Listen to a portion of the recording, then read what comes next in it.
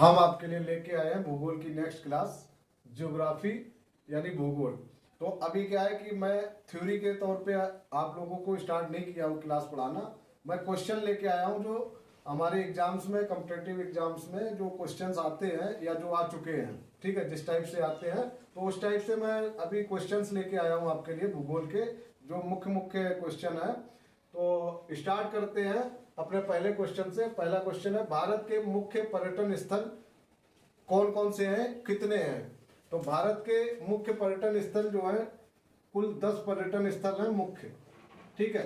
अब ये 10 कौन कौन से हैं बात करते हैं इसकी। तो सबसे पहले हो गया कश्मीर, पहला कश्मीर, सबको पता है कश्मीर जो है पर्यटन स्थल है। दूसरा हो गया दिल्ली, आगरा, जहां जहां पे विदेशी लोग घूमना पसंद करते हैं या अपने देश के लोग भी घूमना पसंद करते हैं और जहां पे कुछ हिस्टोरिकल चीजें हैं तो वो हमारे पर्यटन स्थल कहलाते हैं। तो इसमें क्या हुआ, पहला कश्मीर, दिल्ली, आगरा, जयपुर,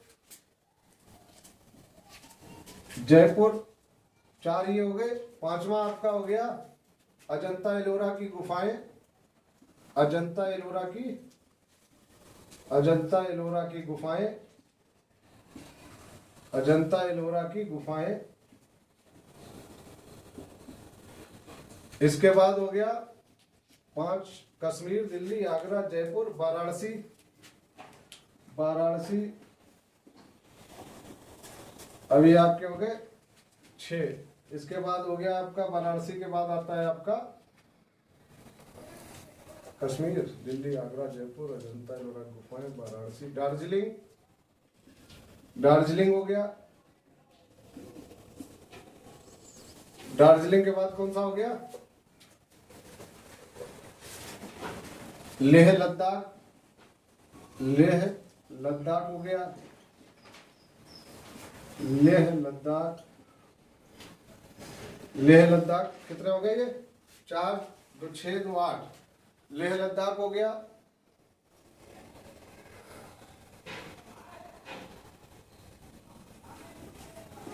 गोवा हो गया, गोवा, गोवा हो गया। 1 2 3 4 5 6 7 8 9, गोवा हो गया। और लास्ट जो आपका है वो है कन्याकुमारी, ठीक है, कन्याकुमारी। ये साउथ इंडिया में आता है कन्याकुमारी आपका, और लेह लद्दाख ये आपका नॉर्थ इंडिया में रहता है। तो जो भारत के मुख्य पर्यटन स्थल है 10 है, 10 के नाम ये रखे, कश्मीर, दिल्ली, आगरा, जयपुर, अजंता एलोरा गुफाएं, वाराणसी, दार्जिलिंग, लेह लद्दाख, गोवा, कन्याकुमारी। अब हम बढ़ते हैं अपने अगले क्वेश्चन की तरफ। ये आपके सामने भारत का नक्शा बनाने की मैंने कोशिश की है, हालांकि मेरा ड्राइंग उतना अच्छा नहीं है और मैं इतना अच्छा नक्शा बना नहीं सकता था, बस आपको समझाने के लिए यहाँ पे मैंने ड्रॉ कर दिया है। तो हमारा सवाल है कि भारत का सबसे पूर्वी बिंदु, पश्चिमी बिंदु, उत्तरी बिंदु, दक्षिणी बिंदु और दक्षिणतम बिंदु, ठीक है। तो सबसे पूर्वी बिंदु अरुणाचल प्रदेश में पड़ता है और इसका नाम है किबिथु। क्या नाम है, किबिथु, ठीक है। मैं डिटेल में इसकी बात अभी यहाँ पे करूंगा, जब इसको मैं रब कर दूंगा और आपको डिटेल में बताऊंगा। अभी मैं सिर्फ नॉर्मली आपको बता दे रहा हूँ, ये अरुणाचल में आपका किबिथु पड़ता है, ये सबसे पूर्वी बिंदु है। और सबसे पश्चिमी बिंदु की बात हो अगर, तो ये गुजरात में पड़ता है, इसका नाम है गौर माता, गौर माता। कहीं कहीं पे इसको गुहार मोती भी कहते हैं। क्या कहते हैं, गुहार मोती, ठीक है। तो कंफ्यूज होने की जरूरत नहीं है, दोनों एक इसी के नाम है, गौर माता को या गुहार मोती को एक ही बात है। ये गुजरात में पड़ता है, ये सबसे पश्चिमी बिंदु है आपका। इसके बाद बात करें तो उत्तरी बिंदु आपका जो है, उत्तरी बिंदु आपका है इंदिरा कोल, ये जम्मू कश्मीर में पड़ता है, इंदिरा कोल, ठीक है। इंदिरा कोल है जो कि जम्मू कश्मीर में पड़ता है। इसके बाद बात करें दक्षिणी बिंदु की, तो दक्षिणी बिंदु है कैप्को मोरिन, कैप्को मोरिन, ये आपका तमिलनाडु में पड़ता है, कैप्को मोरिन। और दक्षिणतम बिंदु जो वो पूछ रहा है, ये अंडमान निकोबार में आपका पड़ता है, इसका नाम है इंदिरा पॉइंट, इंदिरा पॉइंट, ठीक है। अब मैं ये ग्राफ नक्शे को यहाँ से बोर्ड से हटा देता हूँ और आपको डिटेल, इसकी डिटेल में बता देता हूँ कितना डिग्री, कौन सा पॉइंट कितने डिग्री पे पड़ता है। क्योंकि भारत हमारा जो है विश्व के नक्शे में, मैप में जब आप देखोगे तो पूर्वी देशांतर और उत्तरी अक्षांश में हमारा भारत जो है विश्व के नक्शे में दिखाया जाता है, या विश्व के नक्शे में है, प्रदर्शित है। ठीक है, तो अब बात करें ये 4 बिंदुओं की, तो ये 4 बिंदुओं में आप देखिए, पूर्वी बिंदु आपका मैंने बताया किविथु, क्या हो गया, किविथु, ये पूर्वी बिंदु हो गया। इसके बाद पश्चिमी बिंदु मैंने आपको बताया गौर माता, या आप गुहार मोती भी कह सकते हो, गौर माता या फिर गुहार मोती, गुहार मोती। ठीक है, अब उत्तरी बिंदु की बात करें तो उत्तरी बिंदु हो गया इंदिराकोल, इंदिराकोल। और दक्षिणी बिंदु की बात करें तो हो गया आपका कैप्को मोरिन, कैप्को मोरिन, कैप्को मोरिन। और दक्षिणतम बिंदु की बात करें तो हो गया इंदिरा पॉइंट, इंदिरा पॉइंट। ठीक है, दक्षिणी बिंदु, दक्षिणतम बिंदु की बात हो तो आपका हो गया इंदिरा पॉइंट। अब किविथु जो हमारा है ये कितना डिग्री पड़ता है, किविथु जो है 97 डिग्री 25 मिनट, नक्शे में जो इसका डिग्री दिखाया गया है वो है 97 डिग्री 25 मिनट। और गौर माता का जो डिग्री है, या गुहार मोती बोलते हैं जिसको, ये कितना डिग्री पे है, 67 डिग्री 68 डिग्री 7 मिनट। ठीक है, 68 डिग्री 7 मिनट। इंदिराकोल आपका, इंदिराकोल की बात हो तो इंदिराकोल आपका पड़ता है, इंदिराकोल, इंदिराकोल आपका पड़ता है 37 डिग्री 6 मिनट, 37 डिग्री 6 मिनट। और कैप्को मोरिन की बात करें तो ये पड़ता है आपका 8 डिग्री 4 मिनट। और इंदिरा पॉइंट की बात हो तो ये आपका पड़ता है 6 डिग्री 4 मिनट। ठीक है, अब किविथु को तो किविथु ही बोलते हैं, ये अरुणाचल प्रदेश में पड़ता है, मैंने आपको पहले बता दिया। गौर माता को गुहार मोती भी बोलते हैं, और ये आपका जो है गुजरात में पड़ता है। इंदिराकोल को इंदिराकोल ही बोलते हैं, और ये आपका इंदिराकोल आपका जम्मू कश्मीर में आता है। ठीक है, कैप्को मोरिन का पुराना नाम भी, ऐसे सवाल आ जाता है, कैप्को मोरिन का पुराना नाम, कैप्को मोरिन को पहले क्या बोलते थे, कैप्को मोरिन को पहले किशनगिरी भी बोलते थे, किशनगिरी, पहले इसको किशनगिरी बोलते थे, बाद में इसका नाम चेंज होके कैप्को मोरिन हो गया।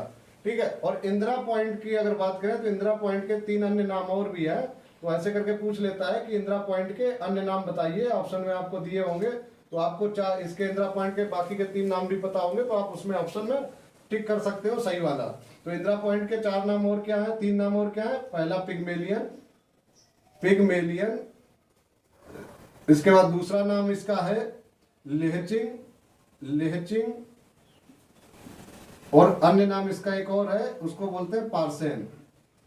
तो इंदिरा पॉइंट के 3 अन्य नाम है, पिग्मेलियन, लेहचिंग और पार्सेन। ठीक है, मैंने आपको बता दिया कि भारत का सबसे पूर्वी बिंदु किविथु है, पश्चिमी बिंदु गौर माता या गुहार मोती, उत्तरी बिंदु इंदिराकोल है, दक्षिणी बिंदु कैप्को मोरिन है, और दक्षिणतम बिंदु इंदिरा पॉइंट है। अब बढ़ते हैं अपने नेक्स्ट क्वेश्चन पे। तो हमारा अगला क्वेश्चन है, भारत की स्थलीय सीमा कितनी है। भारत की जो स्थलीय सीमा है, क्वेश्चन इस टाइप से आता है एग्जाम में कि भारत की स्थलीय सीमा, तो भारत की स्थलीय सीमा है 15,106 किलोमीटर।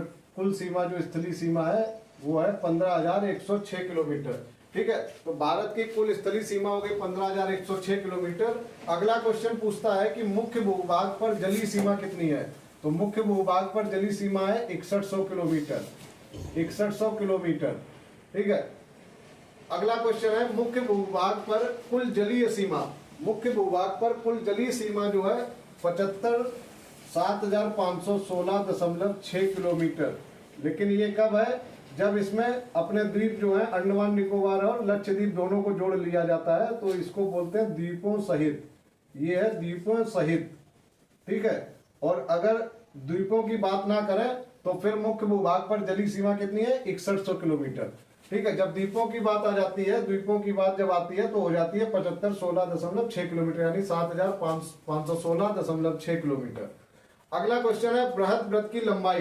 तो बृहद वृत्त की लंबाई आपकी है 40,076 किलोमीटर, 40,076 किलोमीटर। नेक्स्ट क्वेश्चन है भूमध्य रेखा के अन्य नाम। तो भूमध्य रेखा को आप 0 डिग्री रेखा भी बोलते हो, 0 डिग्री रेखा भी बोलते हो, विषुवत रेखा भी बोलते हो, विषुवत रेखा, विषुवत रेखा, और साथ साथ में इसको इक्वेटर भी बोलते हैं, इक्वेटर।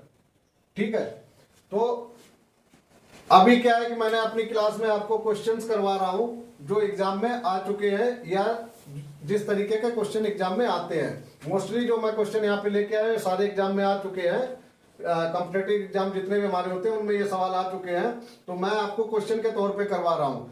अभी हमारी जब क्लासेस चलेंगी, चैप्टर वाइज जब क्लासेस स्टार्ट करेंगे, जिसमें आपका नदियां और भारत का विस्तार और आपका खनिज, मिट्टी, इस टाइप के जब चैप्टर वाइज जब चलेंगे तब आपको ये डिटेल में हम बताएंगे कि कैसे कैसे क्या क्या क्या होता है। ठीक है, तो हमारी डिटेल क्लासेस लेने के लिए हमारे चैनल को लाइक, शेयर और सब्सक्राइब कीजिए, वीडियो को लाइक कीजिए, चैनल को सब्सक्राइब कीजिए। धन्यवाद दोस्तों।